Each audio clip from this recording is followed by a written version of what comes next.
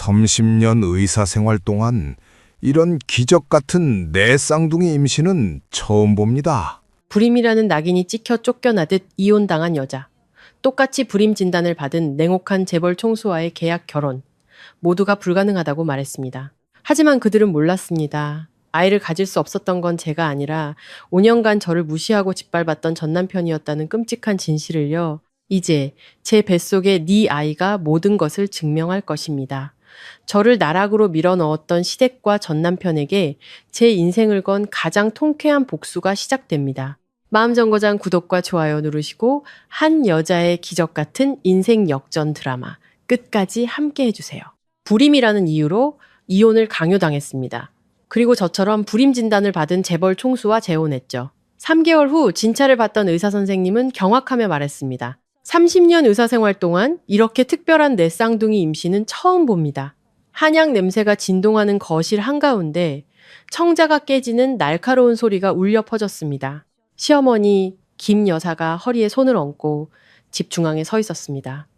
그 얼굴엔 살기가 가득했죠. 그녀는 반질반질한 대리석 바닥으로 찻잔 세트를 쓸어버리며 제 얼굴을 똑바로 가리키고 이를 갈았습니다. 그녀는 제가 쓸모없는 여자라며 박씨 가문의 복을 다 쓸어가는 재앙 덩어리라고 악에 바친 목소리로 소리쳤습니다. 저는 그 자리에 얼어붙은 채 테이블 모서리에 긁혀해진 옷자락만 세게 움켜쥐었습니다. 지난 5년 저는 이 집에서 무급 가사도우미 신세로 살았습니다. 계단 하나하나를 닦는 것부터 식구들 입맛에 딱 맞는 따뜻한 새끼 식사를 차리는 일, 그리고 류머티즘으로 쑤시는 김 여사의 다리를 밤새 주무르는 일까지 며느리의 도리를 다 했습니다. 하지만 돌아온 것은 제 배가 여전히 납작하다는 이유만으로 제사 때마다 받게 되는 경멸의 눈초리와 혹독한 비아냥뿐이었습니다.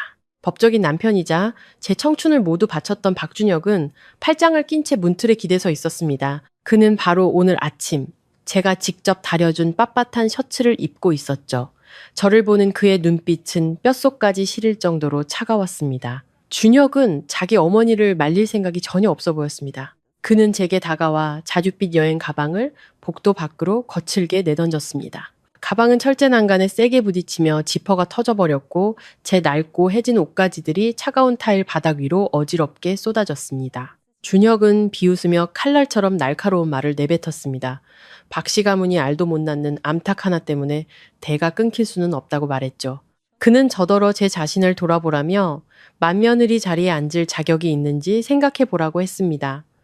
준혁의 말 한마디 한마디는 제 가슴에 내리꽂히는 망치질 같았습니다. 저는 제 젊음을 바치고 친정 부모님이 해주신 혼수 예물까지 전부 팔아 그의 회사가 부도 위기에서 벗어나도록 도왔습니다. 이제 사업이 안정되자 그는 아이를 핑계로 저를 길거리로 내쫓으려 하고 있었습니다. 바로 그때 계단 위쪽에서 또각거리는 하이힐 소리가 들려왔습니다. 화려하게 화장한 젊은 여자가 요염하게 걸어 들어왔습니다. 준혁의 회사에 입사한 지 반년도 채 안 된 최미나 비서였습니다. 미나는 몸에 딱 붙는 실크 원피스를 입고 볼록하게 솟아오른 배를 일부러 앞으로 내밀고 있었죠. 그녀는 값싼 향수 냄새를 진하게 풍기며 저를 스쳐 지나가 준혁의 품에 안겼습니다. 미나는 시어머니를 올려다보며 달콤한 목소리로 할머님의 귀한 손주가 오늘 발길질을 아주 힘차게 한다고 말했습니다. 그 말을 들은 김 여사는 찌푸렸던 얼굴을 금세 풀고 활짝 핀 꽃처럼 환하게 웃었습니다. 그녀는 달려가 미나를 소파에 앉히며 마치 깨지기 쉬운 달걀을 다루듯 조심스러워했습니다.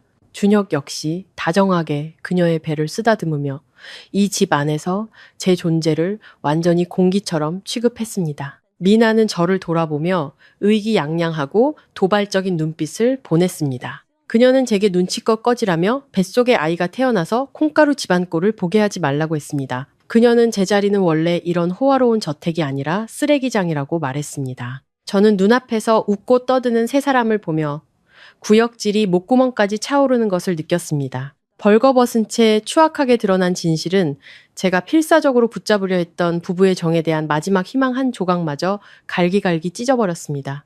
이 결혼은 뿌리부터 썩어 있었고 거짓된 영혼의 맹세에 계속 매달려온 제가 세상에서 가장 어리석은 바보였습니다. 저는 숨을 깊게 들이마셔 눈가에 맺히려던 눈물을 억지로 삼켰습니다.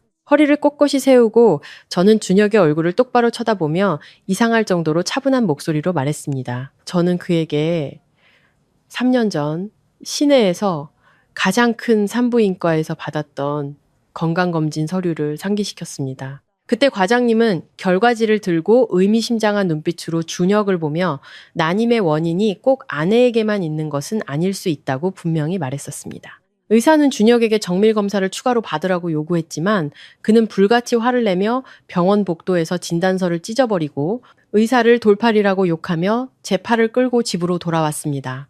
제가 옛날 이야기를 꺼내자마자 준혁의 얼굴색이 순식간에 변했습니다. 그는 싸움닭처럼 얼굴이 붉어지고 목에 핏대가 섰습니다. 그는 찻상을 주먹으로 쾅쾅 내리쳤습니다. 준혁은 헛소리 집어치워 라고 소리쳤습니다.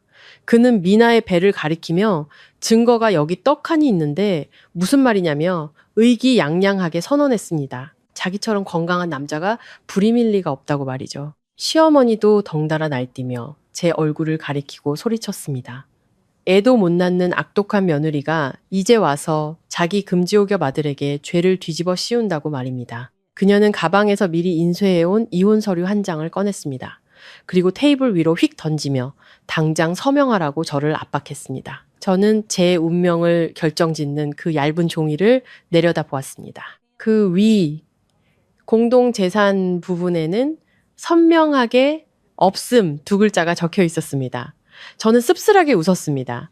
5년간 헌신하고 제 개인 재산까지 다 팔아 시댁을 위해 썼습니다. 이제 이 문을 나서면 저는 빈털터리가 되는 것이었습니다. 준혁의 냉정함과 잔인함은 저를 완전히 깨어나게 했습니다. 배신자와 정이라고는 눈꼽만큼도 없는 이 가족에게 매달려서 무엇을 하겠습니까? 저는 테이블 위에 볼펜을 집었습니다. 손은 약간 떨렸지만 눈빛은 더없이 단호했습니다. 저는 펜을 내려 이혼 합의서 위에 단호하게 서명했습니다. 날카로운 글자 하나하나가 5년간 제 몸과 마음을 짓밟았던 이 악연을 끊어냈습니다. 서명을 마치고 저는 그 사람들을 다시는 쳐다보지도 않고 펜을 테이블 위로 던졌습니다. 저는 복도로 나가 바닥에 흩어져 있던 낡은 옷가지들을 하나하나 주워 잠금 장치가 망가진 여행 가방에 조심스럽게 다시 넣었습니다. 복도를 스치는 차가운 바람이 제 어깨까지 내려오는 머리카락을 흩날렸습니다.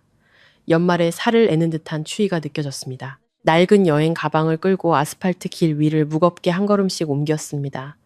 저는 박씨 가문의 웅장한 철문을 마지막으로 돌아보았습니다. 한때 따뜻한 보금자리를 꿈꾸던 이곳은 제 청춘을 묻어버린 무덤이 되어버렸습니다.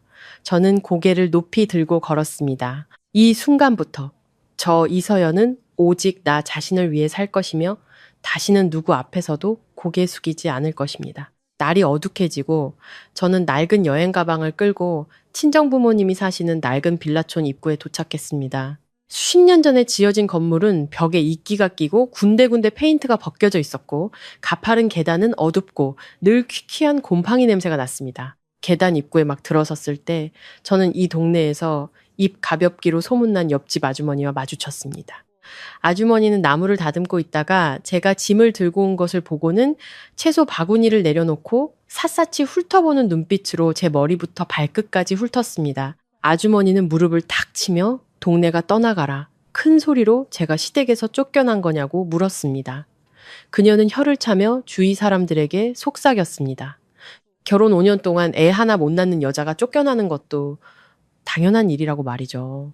주변 창문들에서 호기심 어린 혹은 동정하거나 비웃는 시선들이 제게 쏟아졌습니다. 가슴이 답답했지만 저는 애써 무시하고 삐걱거리는 계단을 서둘러 올라갔습니다. 세상 사람들의 입은 잔인했고 저는 더 이상 해명할 힘도 없었습니다. 낡은 나무 문이 열렸습니다. 부엌에서 분주하게 밥을 푸던 엄마가 제가 여행 가방을 들고 온 것을 보고는 밥주걱을 떨어뜨렸습니다. 엄마는 초췌한 딸의 모습을 보고 달려나와 주름진 뺨이 흠뻑 젖도록 눈물을 흘렸습니다.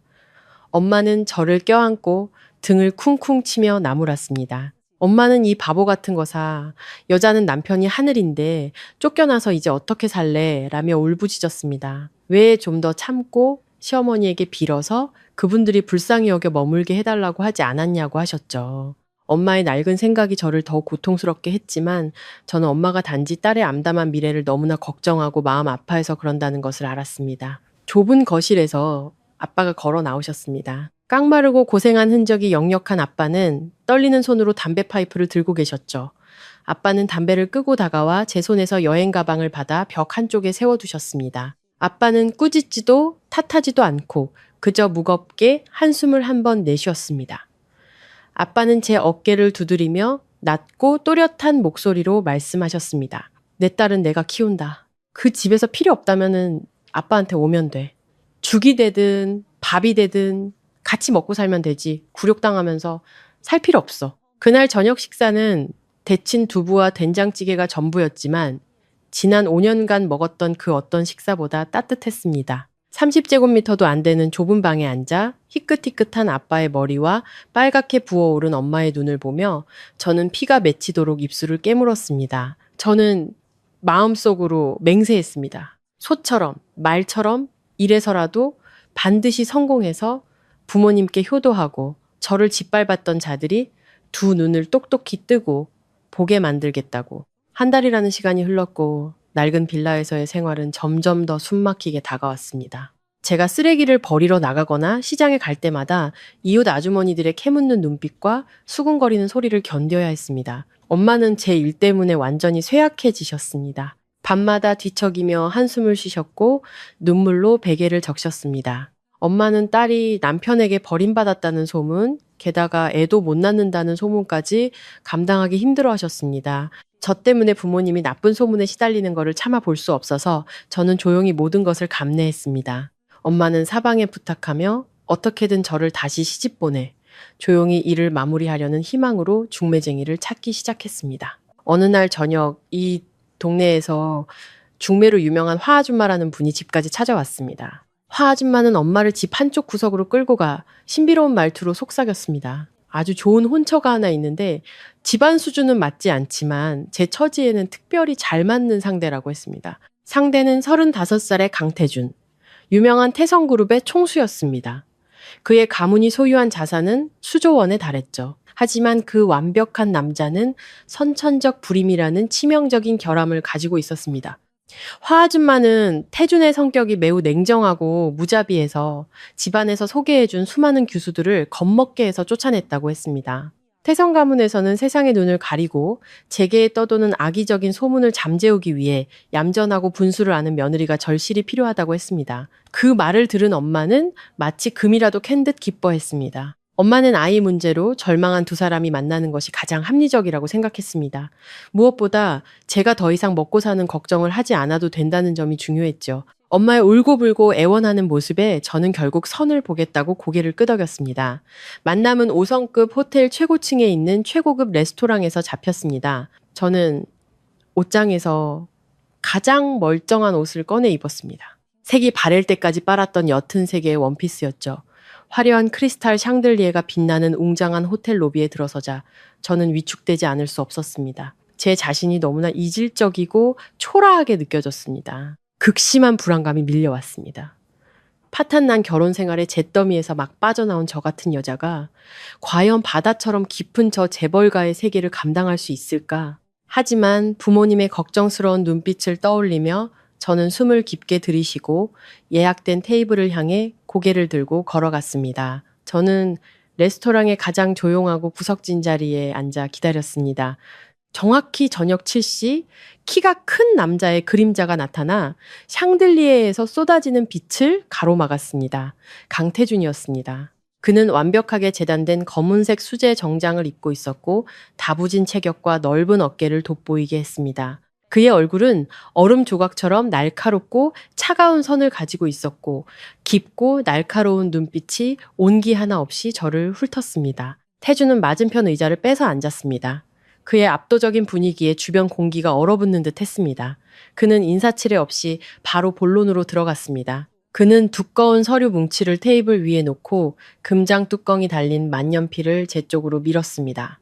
그의 목소리는 낮고 단조롭고 무감정했습니다. 태준은 분명하게 말했습니다. 그는 가문과 이 사회의 출산 압박에 대응하기 위한 위장 안에 완벽한 병풍이 필요하다고. 그는 우리 사이에 사랑은 절대 없을 것이며 잠자리나 아이는 더더욱 없을 것이라고 단호하게 선언했습니다. 제 존재는 상업적인 계약에 지나지 않는다고 했습니다. 저는 떨리는 손으로 서류를 펼쳤습니다. 그것은 정확히 3년간의 결혼 계약서였습니다. 조항들은 냉정할 정도로 명확하게 적혀 있었습니다. 매달 저는 생활비로 500만 원을 제 계좌로 직접 받게 될 것입니다.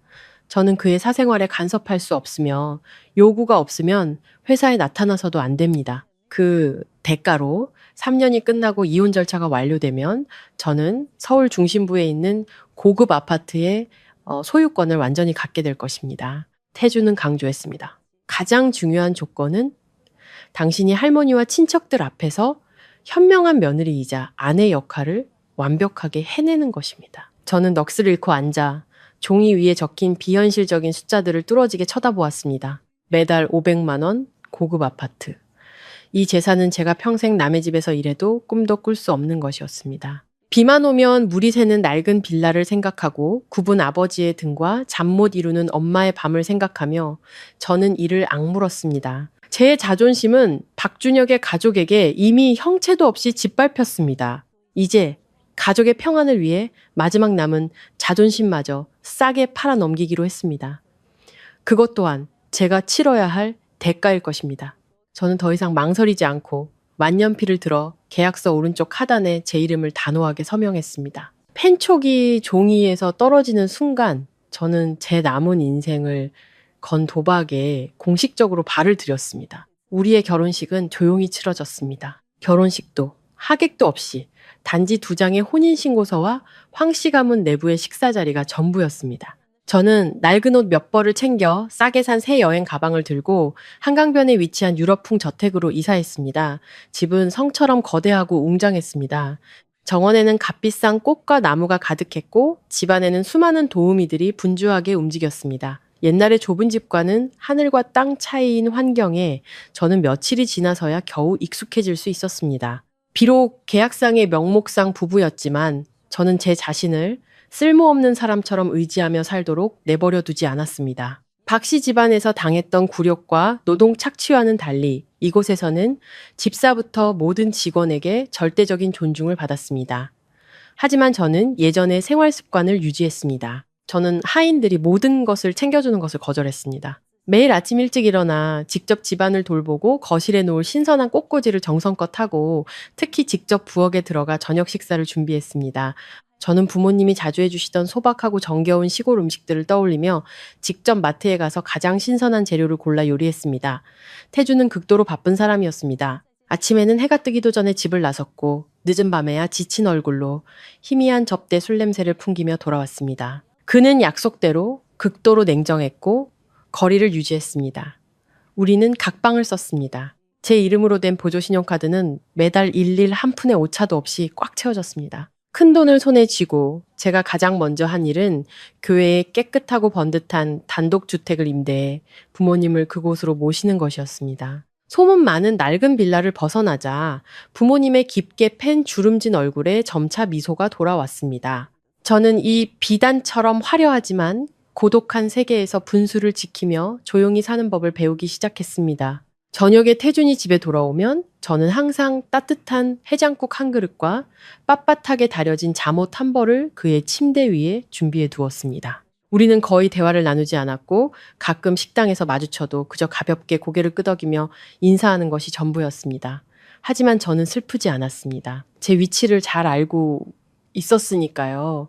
저는 높은 보수를 받으며 맡은 일을 훌륭하게 해내고 있는 직원이었습니다.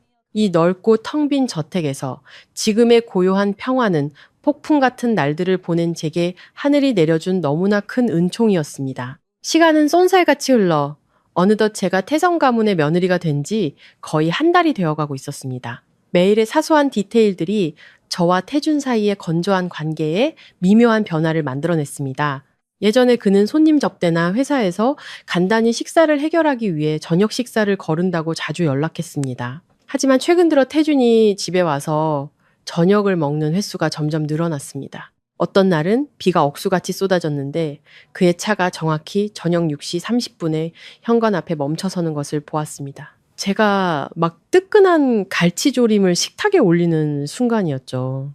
저는 여전히 기사님이 매일 아침 사다 주는 가장 신선한 재료로 직접 요리하는 것을 유지했습니다.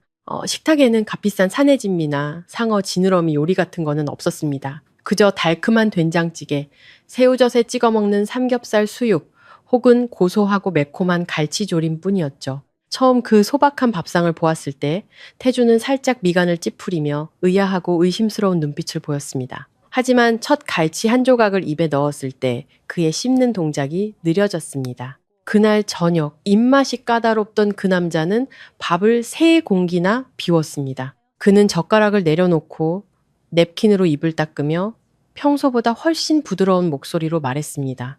음식이 아주 입에 맞는다며 정말 오랜만에 제대로 된 집밥 맛을 찾은 것 같다고 했습니다. 어느 주말 저녁, 저는 거실 소파에 앉아 아버지께 보내드릴 회색 목도리를 부지런히 뜨고 있었습니다. 태준이 위층에서 물 한 잔을 들고 내려왔습니다. 그는 잠시 멈춰서서 저를 한참 동안 바라보았습니다.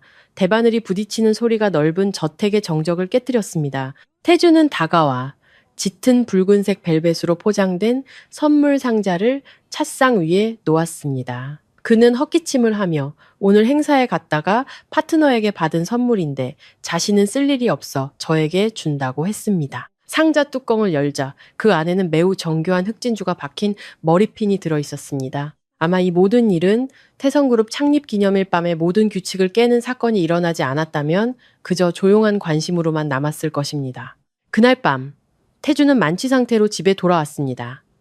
비틀거리는 걸음걸이, 정장에는 진한 양주 냄새가 배어 있었죠. 저는 황급히 달려가 태준을 부축하고 그의 큰 몸을 힘겹게 침실로 옮겼습니다. 저는 조심스럽게 그의 겉옷을 벗기고 이불을 덮어준 뒤 부엌으로 내려가 해장국 한 그릇을 데워왔습니다. 제가 막 몸을 숙여 한 숟가락씩 떠먹여주려 할 때 태준이 갑자기 손을 뻗어 저를 세게 끌어당겼고 저는 그의 넓고 뜨거운 가슴팍으로 쓰러졌습니다. 술기운에 취해 그 냉정한 총수의 껍질은 완전히 부서져 내렸습니다. 그날 밤 오랫동안 억눌러왔던 감정과 술기운이 더해져 우리는 흑백의 계약서 한계를 넘어 서로에게 빠져들었습니다. 다음 날 아침에 깨어났을 때 커튼 사이로 비치는 햇살이 방 안의 공기를 숨막히게 만들었습니다. 태주는 침대 머리에 등을 기댄 채 헝클어진 머리를 쓸어 넘겼습니다. 그의 얼굴에는 당혹감과 자책감이 역력했습니다. 그는 헛기침을 하며 어젯밤 일은 잊어달라고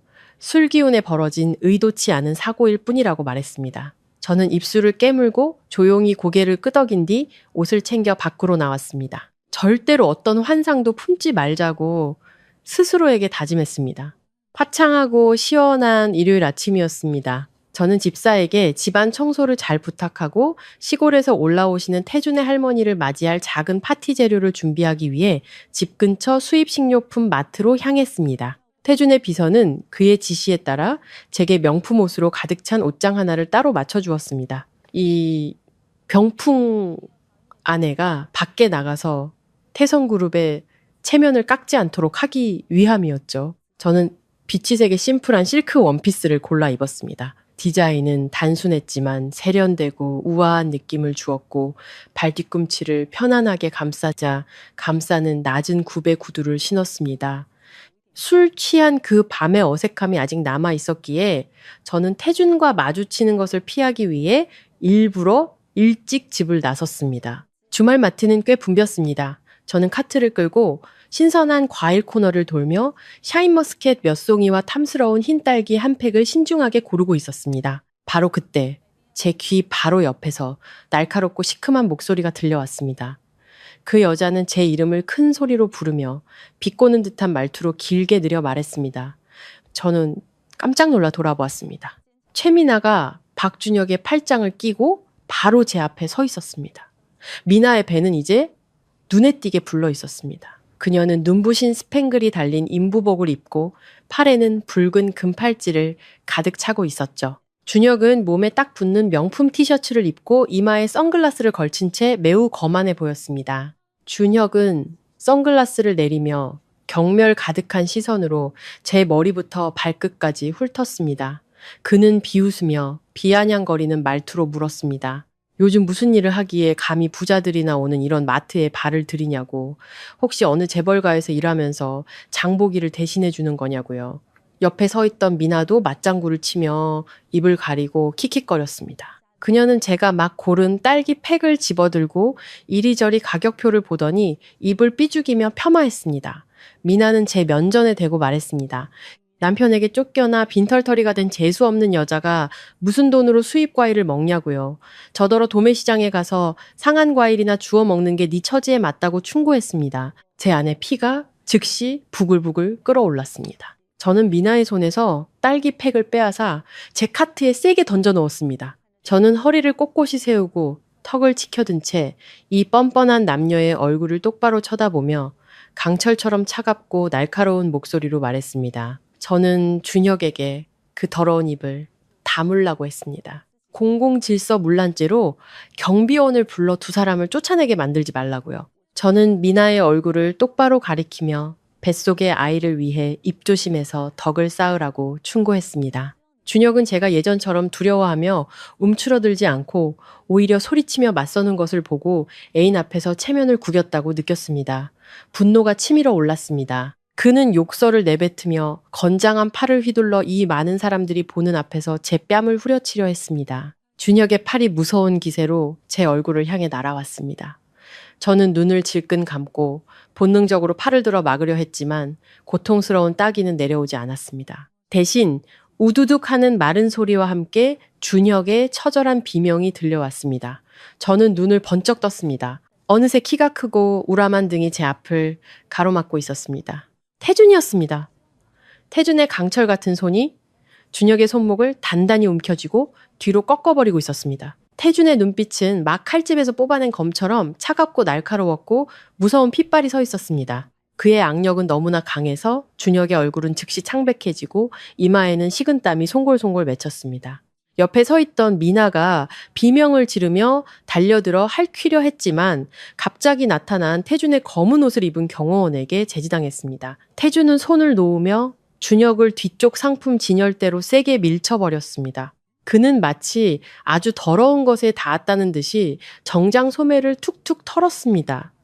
태준은 팔로 제 허리를 감싸 저를 그의 넓고 단단한 가슴으로 바싹 끌어당겼습니다. 태준은 낮은 목소리로 저를 너무나 자연스럽고 다정하게 아내라고 불렀습니다. 그는 저를 돌아보며 놀라지 않았냐고, 혹시 미친 개한테 물리지 않았냐고 물었습니다. 이 권력 있는 남자의 절대적인 보호와 그의 입에서 나온 아내라는 호칭에 제 심장이 쿵 내려앉았습니다. 저는 얌전히 고개를 저으며 태준의 몸에 바싹 기댔습니다. 준혁은 비틀거리며 일어나 손목을 주무르며 욕을 하려 했지만 태준의 무자비한 얼굴을 똑똑히 보자 안색이 완전히 변했습니다. 그의 눈은 튀어나올 듯 커졌고 입은 놀라움과 공포로 떡 벌어졌습니다. 그는 눈앞의 남자가 바로 자신의 회사의 생사 여탈권을 쥔 가장 큰 거래처 태성그룹의 악명 높은 총수라는 것을 알아차렸습니다. 태준은 준혁을 반쯤 감은 눈으로 쳐다보며 옆에 서 있던 비서에게 준혁의 신상 정보를 기록하라고 명령했습니다.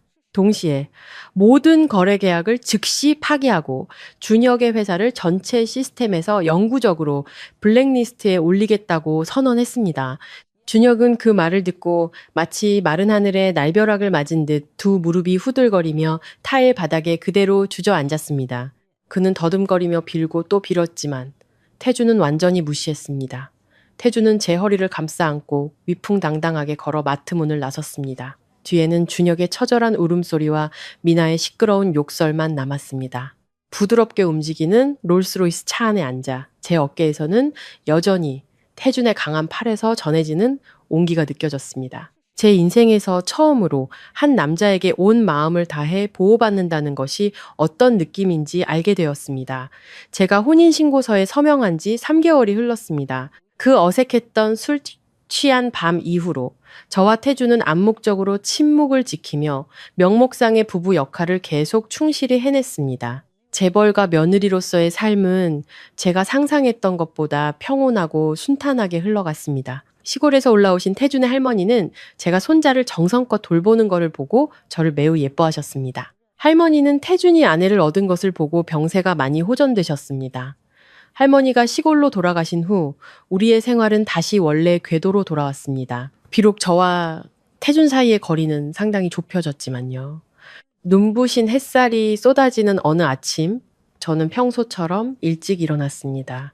어젯밤 태주는 외국 손님 접대로 술을 꽤 많이 마셨기 때문에 오늘 아침 저는 그가 속을 풀 수 있도록 소고기 야채죽을 끓이기로 했습니다. 저는 부엌에 서서 김이 모락모락 나는 향긋한 죽을새 하얀 사기 그릇에 조심스럽게 담고 있었습니다. 집사 아주머니가 부엌 한쪽에서 분주하게 움직이며 점심 식사로 구울 신선한 갈치 몇 토막을 냉장고에서 꺼내고 있었습니다. 기름 두른 팬이 지글지글 소리를 냈습니다.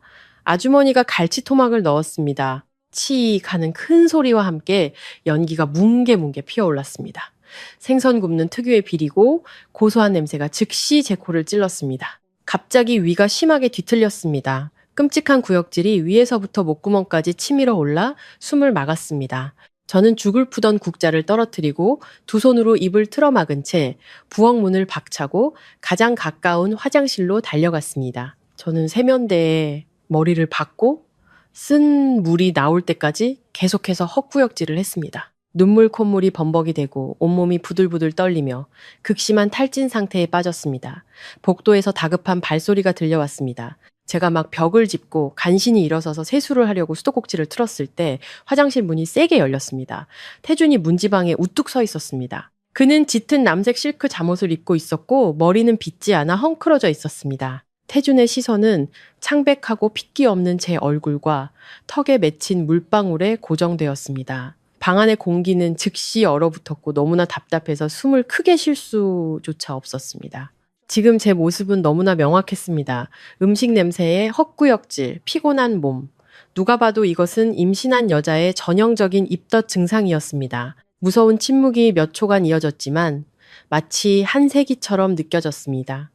태준의 얼굴은 당혹감에서 점차 어둡게 변해갔습니다. 그의 눈에는 붉은 핏발이 서며 끔찍한 분노가 들끓었습니다. 태준은 두 걸음 다가와 제 손목을 세게 움켜쥐었습니다. 너무나 강한 힘에 뼈가 부서질 것 같았습니다. 그는 저를 차가운 대리석 벽으로 밀어붙이며 분노와 극심한 실망이 뒤섞인 목소리로 울부짖었습니다. 태준은 누구애야? 라고 윽박질렀습니다. 그는 이를 갈며 전 남편 박준혁과 몰래 만난 거냐? 아니면 밖에서 다른 더러운 놈과 놀아난 거냐? 고 다그쳤습니다. 그 잔인하고 가혹한 말들은 수천 개의 바늘이 되어 제 고막을 꿰뚫는 것 같았습니다. 태주는 자신이 선천적 불임 진단을 받았다는 것을 잘 알고 있었습니다. 비록 우리 사이에 그 술 취한 밤에 선을 넘는 사고가 있었지만 태주는 자신이 절대 아빠가 될 수 없다고 굳게 믿고 있었습니다. 따라서 제가 갑자기 입덧 증상을 보이는 것은 그의 생각 속에서 단 하나의 설명밖에 없었습니다. 저는 난잡하고 사기꾼 같은 여자이며 이 저택 안에서 버젓이 남편에게 바람을 피웠다는 것, 극심한 공포가 덮쳐와 저는 흐느껴 울기 시작했습니다. 눈물이 얼굴을 흠뻑 적셨습니다. 저는 태준의 소나기에서 벗어나려고 애쓰며 고개를 들고 그의 눈을 똑바로 쳐다보았습니다. 제 마음은 깨끗했고 두려울 것이 없었습니다. 저는 큰 소리로 대답했습니다. 하늘의 맹세코, 계약을 절대 배신하지 않았다고, 태성 가문에 발을 들인 날부터 다른 어떤 남자와도 교류하거나 가까이 지낸 적이 없다고 분명히 말했습니다. 저는 그에게 그 술 취한 밤을 상기시키며 제 모든 것을 걸고 결백을 주장했습니다. 하지만 태주는 어떤 해명도 들으려 하지 않았습니다. 그의 이성은 상상 속의 배신감에 불타버렸습니다. 태주는 제 손목을 놓고 한 걸음 물러서며 저를 역겨운 쓰레기 보듯 쳐다보았습니다. 그는 제게 당장 옷을 갈아입으라고 명령했습니다. 태준의 목소리는 지극히 냉정하고 단호했습니다. 그는 더 이상 제 변명을 들을 가치도 없다며 병원에 데려가 확인하겠다고 했습니다. 만약 이 아이가 진짜라면 저와 그 내연남에게 가장 끔찍한 대가를 치르게 할 것이라고, 죽는 것보다 못한 삶을 살게 해주겠다고 맹세했습니다. 태주는 등을 돌려 빠르게 방을 나갔고 저는 억울함에 가슴이 찢어지는 듯한 고통을 느끼며 타일 바닥에 주저앉았습니다. 롤스로이스가 바람을 가르며 질주해 국내 최대의 국제산부인과 병원 정문 앞에 멈춰 섰습니다. 오는 내내 태주는 제게 한마디도 하지 않았습니다. 차 안의 공기는 폭발할 듯이 답답했습니다. 비서가 미리 특별 VIP 진료실을 예약해 두었습니다. 우리가 로비에 들어서자마자 이 분야 최고 권위자인 김 원장님이 직접 나와 기다리고 있었습니다. 태주는 원장님을 날카로운 눈빛으로 쳐다보며 가장 종합적인 산정 검사와 두 사람의 DNA 검사를 즉시 시행해달라고 요구했습니다. 저는 간호사의 모든 지시에 얌전히 따랐습니다. 체열부터 소변 검사, 그리고 초음파 검사 내에 눕는 것까지 차가운 초음파 기계가 제 납작한 배 위를 미끄러지는 느낌에 몸이 떨렸습니다. 저는 두 손을 모으고 기도했습니다. 이것이 그저 단순한 소화 불량이기를. 복도에서 태주는 계속해서 담배를 피웠습니다. 담뱃재가 바닥에 흩어져 있었고 그의 얼굴에는 살기가 가득했습니다. 이 시간의 기다림은 마치 사형 집행을 기다리는 것처럼 더디고 긴장되었습니다. 마침내 김 원장님의 진료실 문이 열렸습니다. 원장님이 서류 뭉치를 들고 밖으로 나왔습니다. 평소의 침착한 모습과는 달리 원장님의 얼굴은 창백했고 이마에는 땀이 송골송골 맺혀 있었으며 걸음걸이가 약간 비틀거렸습니다. 그는 떨리는 걸음으로 태준 앞에 다가와 초음파 사진을 내밀었습니다. 김 원장님은 헛기침을 하며 가슴속에서 끓어오르는 감정을 억누르려 애썼습니다. 그는 떨리고 경이로운 목소리로 제가 임신 11주 차라고 알렸습니다. 뿐만 아니라 이거는 매우 드문 넷쌍둥이 임신이라고 강조했습니다. 태주는 그 자리에 얼어붙었고 손에 들고 있던 담배가 바닥으로 툭 떨어졌습니다. 그는 뒤에 첨부된 DNA 검사 결과지를 낚아챘습니다. 김 원장님은 말을 이었습니다. 혈통 검사 결과를 상세히 설명했죠. 태아와 태준 사이의 DNA 일치율은 99.99%였습니다. 김 원장님은 태준이 결코 선천적 불임이 아니라고 단언했습니다. 그의 병은 사실 극심한 심리적 스트레스와 함께 정자 생존율이 극도로 낮아 자연 임신 가능성이 거의 0에 가까웠던 것이라고 했습니다. 하지만 바로 그 단 한 번의 술 취한 밤, 기적적인 상황과 마치 가장 비옥한 토양과도 같은 제 체질이 결합하여 역사적인 의학적 기적이 실제로 일어났다는 것입니다. 김 원장님의 말은 마치 맑은 하늘에 울리는 천둥소리 같았고 수년간 태준을 짓눌러 왔던 잔인한 편견을 완전히 무너뜨렸습니다. 병원 복도의 시간은 멈춘 듯 했습니다. 태준의 손에 들린 의학 보고서는 그의 가쁜 숨소리에 맞춰 부들부들 떨렸고 살기 등등하던 눈빛은 점차 극도의 경악과 충격으로 변해갔습니다. 태준은 저를 돌아보았습니다. 그의 눈은 붉게 충혈되어 눈물이 고여 있었습니다. 제게에서 비바람을 몰고 다니던 그 권력 있는 남자, 늘 얼음처럼 차갑고 잔인한 껍질을 두르고 있던 그가 이제는 오랫동안 잃어버렸던 가장 소중한 보물을 막 찾은 아이처럼 흐느껴 울었습니다. 그 오만한 총수가 갑자기 제 앞에서 차가운 타일 바닥에 한쪽 무릎을 꿇었습니다. 그의 행동에 그곳에 있던 모든 간호사와 의사들이 놀라 한 걸음 물러섰습니다. 태주는 두 손을 뻗어 제 차가운 손을 잡고 자신의 뺨에 세게 갖다 댔습니다. 뜨거운 눈물이 제 손가락 사이로 흘러내렸습니다. 태주는 목이 맨 목소리로 떨며 사과했습니다. 그는 오늘 아침에 어리석음, 충동, 그리고 잔인한 모욕에 대해 용서를 구했습니다. 그는 자신을 믿지 않고 하마터면 자신과 아이들의 생명을 스스로 파괴할 뻔했다며 자책했습니다. 제 발 아래 무릎 꿇고 있는 남자를 보자 오랫동안 가슴속에 억눌려 왔던 모든 억울함이 터져나와 큰 울음이 되었습니다. 박씨 집안에서 애 못 낳는 년이라는 낙인이 찍힌 채 살았던 5년의 굴욕, 시어머니에게 구박당하고 이웃들에게 손가락질 당했던 5년. 마침내 이 진단서 한 장이 제게 씌워진 모든 억울한 죄명을 씻어주었습니다. 저는 쓸모없는 사람이 아니었습니다. 저는 완전히 정상이었고 심지어 태성 가문의 네 핏줄을 품고 있었습니다. 저는 고개를 끄덕이며 태준의 날카로운 얼굴 위로 흐르는 눈물을 닦아주었습니다. 갑자기 태준이 벌떡 일어나 많은 사람들이 보는 앞에서 제 허리를 감싸 안고 번쩍 들어올렸습니다. 그는 병원 문을 향해 길고 단단한 걸음을 옮겼고 마치 값을 매길 수 없는 보물을 안고 있는 것처럼 저를 조심스럽게 다루었습니다. 롤스로이스 뒷좌석에 앉자 태주는 저를 품에 꼭 껴안고 제 이마와 머리카락에 끊임없이 입을 맞추었습니다. 그 따뜻한 보호를 느끼며 저는 이 가짜 결혼 계약이 이 기적이 나타난 순간부터 공식적으로 찢어졌다는 것을 깨달았습니다. 제가 내 쌍둥이를 임신했다는 소식은 마른 초원의 불길처럼 번져나갔습니다. 어디서 들었는지 예전 이웃이던 그 수다쟁이 아주머니가 제가 산부인과에 간 것을 알게 되었습니다. 아주머니는 즉시 박씨 집으로 달려가 준혁 모자에게 모든 것을 떠벌렸습니다.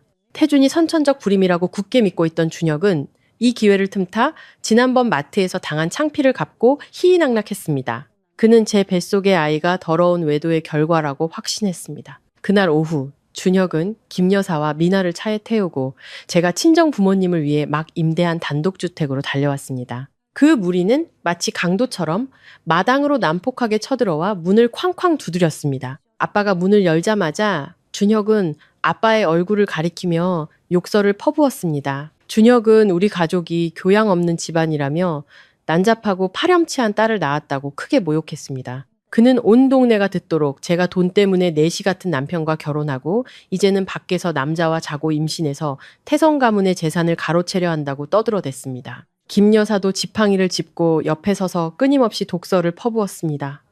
그녀는 엄마를 향해 딸이 나쁜 짓을 하도록 방치한 포주 같은 엄마라고 욕했습니다. 미나는 볼록한 배를 두드리며 낄낄거리며 비웃었습니다. 저를 끌어내서 병원에 데려가 그 사생아를 낙태시켜야 한다고 소리쳤습니다. 아빠는 분노에 온몸을 부들부들 떨었습니다. 아빠는 마당 빗자루를 집어들고 문 앞을 막아서며 그 뻔뻔한 무리에게 당장 꺼지라고 소리쳤습니다. 아빠는 자기 딸은 정직한 사람이며 너희 같은 더러운 인간들에게 훈계들을 이유가 없다고 선언했습니다. 소라는 많은 이웃들을 끌어모았고 분위기는 극도로 긴장되었습니다. 저는 그때 태준과 함께 차를 타고 부모님께 좋은 소식을 전하러 돌아오던 길이었습니다. 골목으로 막 들어섰을 때 저는 모여있는 사람들과 준혁 모자의 날카로운 목소리를 알아차렸습니다. 분노가 치밀어 올랐습니다. 제가 차문을 열고 뛰쳐나가려 하자 태준의 큰 손이 제 어깨를 단단히 잡았습니다.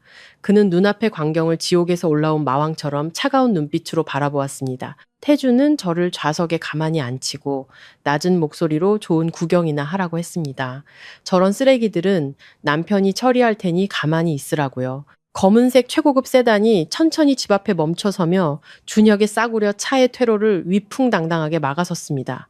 뒤따라오던 검은색 SUV 2대도 동시에 급정거했습니다. 검은 정장에 선글라스를 낀 키 크고 건장한 경호원 10명 가까이가 차에서 내려 순식간에 마당 앞 전체를 포위했습니다. 수군거리던 이웃들은 경호원들의 압도적인 기세에 겁을 먹고 즉시 멀리 흩어졌습니다. 롤스로이스 문이 열렸습니다.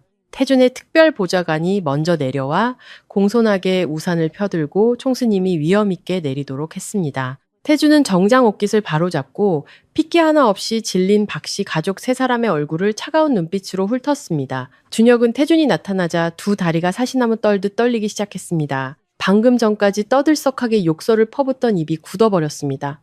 그가 더듬거리며 해명하려 할 때 옆에 서 있던 경호원에게서 날아온 따기가 그의 뺨을 강타했습니다. 준혁은 비틀거리며 땅에 쓰러졌고 입가에서 선혈이 흘렀습니다. 태준은 뒷짐을 지고 천천히 준혁 앞으로 걸어갔습니다. 그는 턱짓으로 비서에게 신호를 보냈습니다. 비서는 헛기침을 하고 서류 가방에서 서류 뭉치를 꺼내 또박또박 한 글자씩 선언했습니다. 비서는 태성그룹이 준혁의 회사에 대해 모든 사업 분야에서 전면적인 제재를 공식적으로 발령했다고 알렸습니다. 모든 파트너사, 은행, 공급업체들이 태준의 지시에 따라 일제히 계약을 해지했습니다. 내일부터 준혁은 수백억 원의 빚더미에 앉게 될 것입니다. 소송과 파산은 확실한 일이었습니다. 김 여사는 청천벽력 같은 소식을 듣고 두 눈이 뒤집히며 손에 쥐고 있던 지팡이가 땅에 떨어졌습니다. 그녀는 너무 큰 충격을 견디지 못하고 그 자리에서 바로 기절해 쓰러졌습니다. 미나는 겁에 질려 몸을 웅크리고 한마디도 하지 못했습니다. 태준은 몸을 숙여 극도의 경멸이 담긴 눈으로 준혁을 쳐다보았습니다. 그는 준혁에게 가장 쓰라린 진실을 알려주었습니다. 태준은 똑똑히 선언했습니다. 서연의 뱃속에 있는 아이는 바로 자신의 핏줄이며 DNA 검사 결과가 모든 것을 증명했다고. 그는 준혁에게 다시는 그 더러운 얼굴을 들이밀어 자기 아내를 괴롭히지 말라고 경고했습니다. 그렇지 않으면은 결과는 파산으로 끝나지 않을 것이라고. 준혁은 땅에 무릎을 꿇고 머리를 조아리며 울고불고 애원했지만 태주는 차갑게 등을 돌려 집으로 들어갔습니다. 뒤에는 자기가 뿌린 씨앗에 쓴 열매를 맛보는 소인배만 남았습니다. 박씨 집안이 일으킨 풍파는 태성그룹의 강력한 개입 아래 빠르게 잠잠해졌습니다. 저는 임신 6개월 차에 접어들었습니다.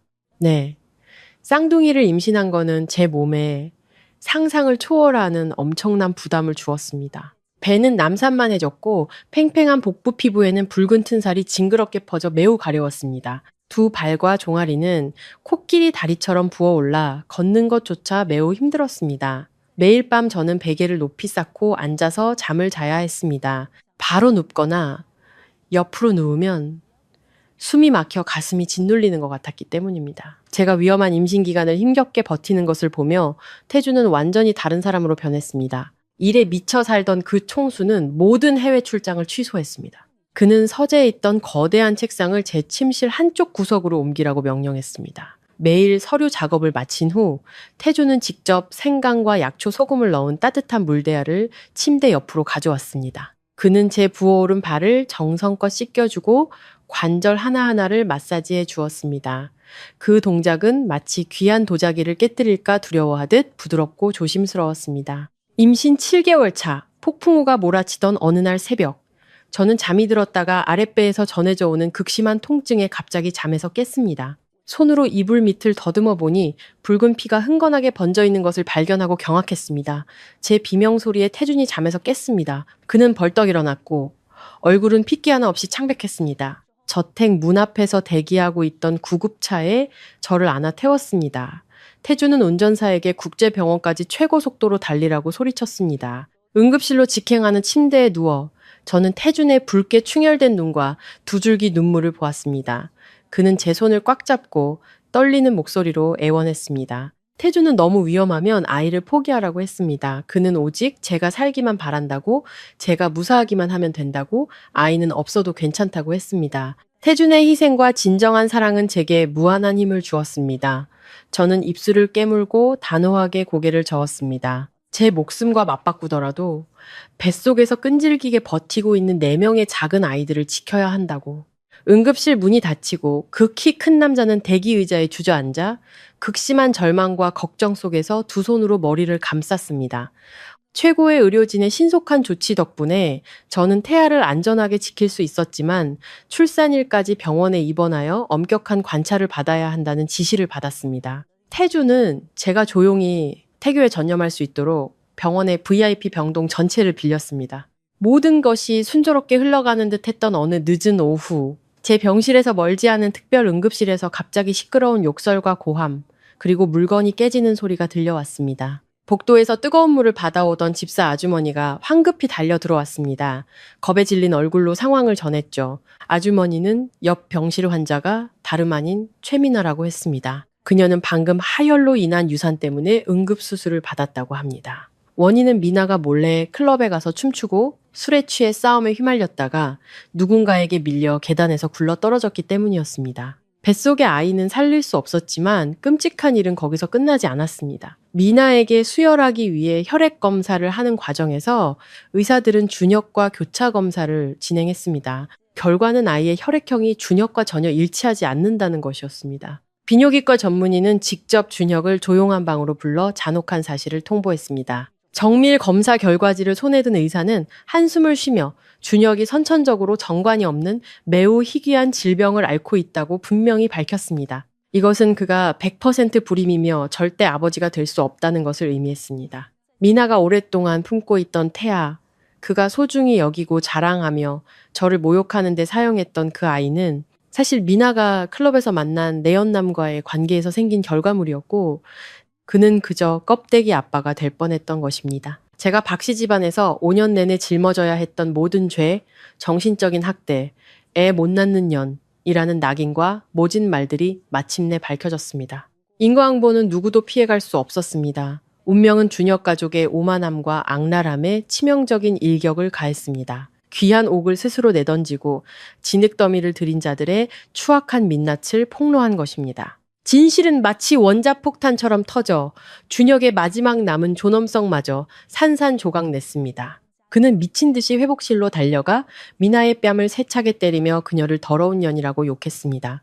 미나도 가만히 있지 않았습니다. 이미 아이를 잃고 폭행까지 당한 그녀는 즉시 본색을 드러냈습니다. 그녀는 준혁의 얼굴을 똑바로 가리키며 되려 욕을 퍼부었습니다. 쓸모없는 내시 같은 놈, 파산해서 빚더미에 앉은 주제에 무슨 자격으로 자기 아이 아빠 노릇을 하려 드냐고요. 준혁이 간호사들에게 끌려나간 틈을 타 미나는 준혁의 은행카드에 남아있던 얼마 안 되는 잔고를 모두 인출하고 짐을 챙겨 그날 밤 바로 종적을 감췄습니다. 돈도 잃고 바람까지 맞은 준혁은 미쳐 날뛰며 병원 경비원들과 싸움을 벌였습니다.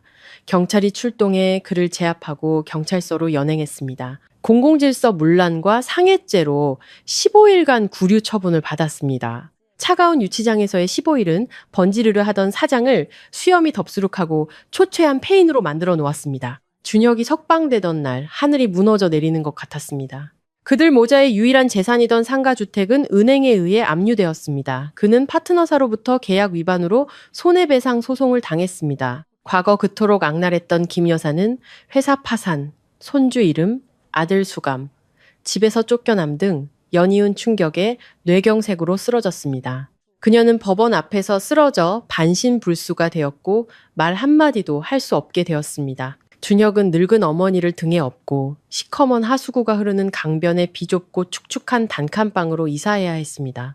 돈도 없고 직업도 없고 거대한 빚더미와 죽음만 기다리는 늙은 어머니를 짊어진 준혁은 인생의 가장 어둡고 막다른 길에 다다랐습니다. 인과응보의 굴레는 잔인한 자들에게 얼마나 적절하고 고통스러운 심판을 내렸는지 모릅니다. 차가운 겨울바람이 불던 어느 아침, 저는 태준이 밀어주는 휠체어에 앉아 햇볕을 쬐기 위해 병원 복도로 나왔습니다. 멀리서 남루하고 깡마른 형체가 달려와 휠체어 바로 앞을 막아섰습니다. 그 남자는 옷이 더럽고 시큼한 냄새가 났으며 머리는 헝클어지고 눈은 채하게 들어가 있었습니다. 몇 초가 지나서야 저는 그가 준혁이라는 것을 알아차렸습니다. 경호원들이 즉시 그를 제압하려 했지만 저는 손을 들어 막았습니다. 이 비열한 자가 무슨 짓을 하려는지 보고 싶었습니다. 준혁은 차가운 시멘트 바닥에 두 무릎을 꿇었습니다. 그는 자기 뺨을 짝 소리가 나도록 세게 때렸고 입가에서는 피가 흘렀습니다. 그는 처절하게 울며 자신이 어리석었고 쓸모없는 내시였으며 눈이 멀어 내연녀의 말만 듣고 착한 아내를 해쳤다고 실토했습니다. 준혁은 땅에 머리를 박고 굴욕적인 눈빛으로 저를 올려다 보았습니다. 그는 5년간 함께 살았던 부부의 정을 봐서 응급실에서 죽어가는 김 여사의 수술비를 위해 3천만 원만 빌려달라고 애원했습니다. 제 발 아래 무릎 꿇고 있는 원수를 보며 제 마음은 가을 호수처럼 고요했고 한 점의 동정심도 잃지 않았습니다. 저는 준혁의 눈을 똑바로 쳐다보며 차갑고 평온한 목소리로 말했습니다. 저는 그에게 아빠가 사고로 입원했던 날을 상기시켰습니다. 제가 그에게 병원비를 미리 내달라고 무릎 꿇고 빌었지만 그는 미나에게 명품 가방을 사주기 위해 냉정하게 거절했었죠. 제가 식중독으로 방에서 고통스러워하던 그 밤, 그는 옆방에서 유흥업소 여자와 통화하며 희희낙낙했습니다. 그리고 그 추운 겨울날, 그는 낡은 여행 가방을 내던지며 저를 빈손으로 문 밖으로 내쫓았습니다. 저는 또박또박 말했습니다. 저에게 그 부부의 정이라는 것은 이미 오래전에 썩어 문드러졌다고. 저는 그 돈을 자선단체에 기부하거나 길거리 유기견들에게 사료를 사주는 데 쓸지언정 당신네 가족 같은 배은망덕한 짐승들에게는 단 한 푼도 주지 않을 것이라고 저는 고개를 돌려 태준의 손을 가볍게 두드렸습니다. 총수님은 냉소적으로 웃으며 휠체어를 밀어 저를 호화로운 VIP 병실로 데려갔습니다. 텅 빈 복도를 따라 울려 퍼지는 준혁의 처절한 애원과 울음소리는 무시한 채 임신 8개월 차 태아가 너무 크고 내부 장기를 압박하여 김 원장님은 산모와 아이 모두의 안전을 위해 제왕절개 수술을 결정했습니다. 수술실 문이 닫히고 붉은 등이 켜졌습니다. 길고 긴 4시간 동안 태주는 뜨거운 솥 위에 개미처럼 복도를 서성였고 두 손을 깍지 낀 채 끊임없이 기도했습니다. 마침내 네 아이의 우렁찬 울음소리가 연달아 터져나와 긴장된 분위기를 깨뜨렸을 때 그 오만한 총수의 두 다리가 풀려 대기 의자에 주저앉았습니다. 저는 중환자실에서 깨어났습니다. 태준이 침대 옆에 앉아 붉게 부어오른 눈으로 제 손을 꽉 잡고 있었습니다. 그는 몸을 숙여 제 이마에 입을 맞추고 목이 메어 고맙다고 말했습니다.